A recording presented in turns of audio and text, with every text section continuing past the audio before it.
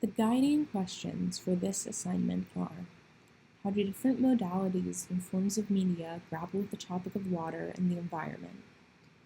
How have humans understood the natural world and the climate in different time periods?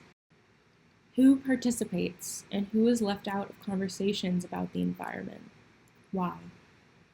The texts I plan to work with are Hussein's Sultana's Dream, John Oliver's Water segment from Last Week Tonight, and from my own experiences from volunteering at the Forge Garden.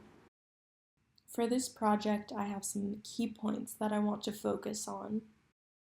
One of my main points is, while the world around us has changed dramatically since the Victorian era, the types of people who have access to water have not changed.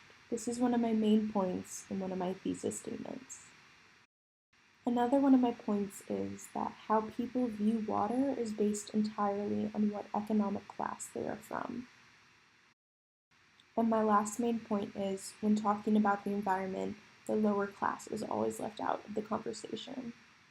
I will prove my main points using the text that I am working with.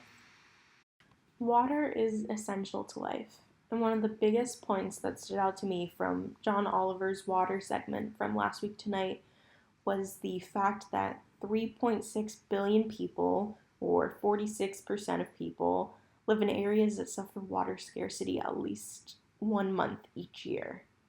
And while this water scarcity is happening for a little less than half the population of the whole world, there are things like surf lagoons being proposed in the dry California desert.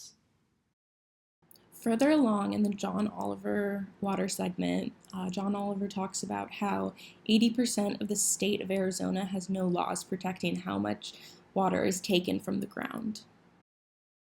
This goes back to my main point about how, even though life has changed drastically since the Victorian era, the types of people who have access to water have not changed, meaning that if you are rich and wealthy and can afford to buy a well, you can have unlimited access to water in Arizona, and the people who can't afford it just don't have access to water, to underground water that other people, rich people, upper class people have access to. Rokeya Sakawat Hossein was the one who authored the story Sultana's Dream.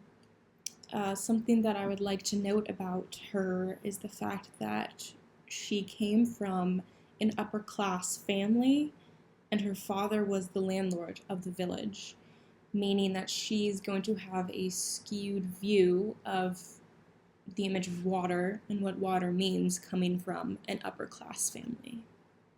This goes back to the main point of how people view water is based entirely on what class they are from.